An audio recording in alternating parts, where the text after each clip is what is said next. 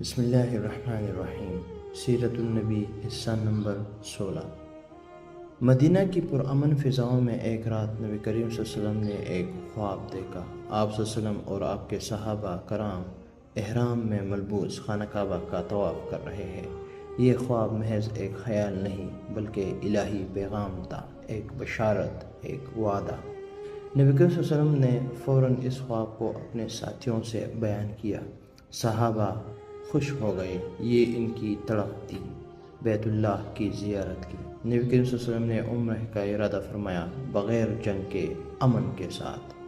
1400 کے قریب صحابی، دلوں میں یقین، لبوں پر تلبیہ اور امن کا پیغام لیے نبی صلی اللہ علیہ وسلم کی قیادت میں مکہ کی طرف روانہ ہوئے۔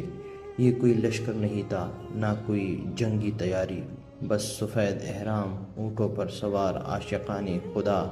لیکن مکہ قریب آیا تو قریش نے دشمنی پر پیر سے دکھا دی۔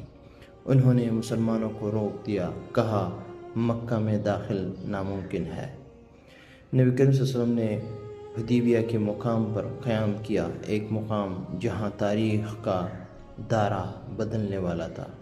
آپ صلی اللہ علیہ وسلم نے سفارتی حکمت عملی اپنائی، بات چیت کے دروازے کھلے، مختلف قاصد بھیجے گئے اور پھر حضرت عثمان رضی اللہ عنہ کو قریش سے بات چیت کے لیے مکہ روانہ کیا گیا۔ وقت گزرتا گیا، حضرت عثمان رضی اللہ تعالیٰ عنہ واپس نہ آئے۔ پھر ایک افواہ اڑی، حضرت عثمان رضی اللہ عنہ کو قتل کر دیا گیا ہے۔ فضا بوجھل ہو گئی، دل تھرا اٹھے۔ تب نبی صلی اللہ علیہ وسلم نے ایک درخت کے نیچے صحابہ سے بیعت لی، اسی بیعت جو موت پر تھی، جسے تاریخ نے بیعت رضوان کے نام سے یاد رکھا۔ وہ لمحہ ایمان کا، قربانی کا، وفاداری کا عظیم لمحہ تھا۔ قریش کو جب یہ اندازہ ہوا کہ مسلمان پسپائی اختیار نہیں کریں گے تو وہ صلح پر آمادہ ہو گئے، مگر معاہدے کے شرائط مسلمانوں کے لیے بظاہر سخت تھے۔ اس سال عمرہ نہیں ہوگا، 10 سالہ جنگہ بندی ہوگی۔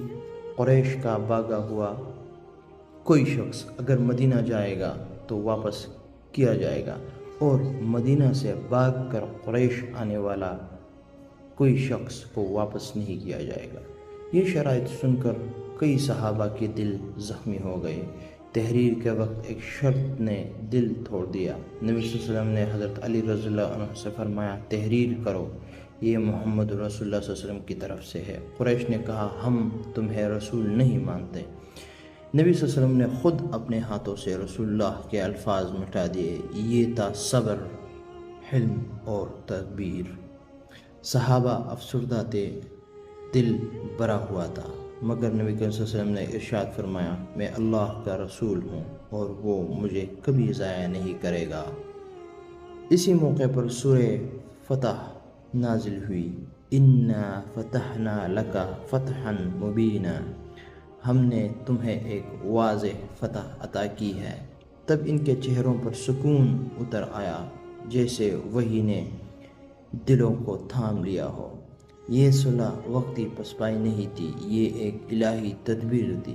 اسی معاہدے نے اسلام کے دروازے کھول دیے، تبلیغ آسان ہو گئی، قبائل نے اسلام قبول کرنا شروع کیا، اور صرف 2 سال بعد نبی صلی اللہ علیہ وسلم ہزاروں کے ساتھ فاتحانہ انداز میں مکہ میں داخل ہوئے، بغیر جنگ کے۔ آج کے لیے اتنا ہی کافی، انشاءاللہ اگلے سبق میں بیان کیا جائے گا مزید سیرت النبی صلی اللہ علیہ وسلم۔ جزاکم اللہ خیرا۔ السلام علیکم ورحمۃ اللہ وبرکاتہ۔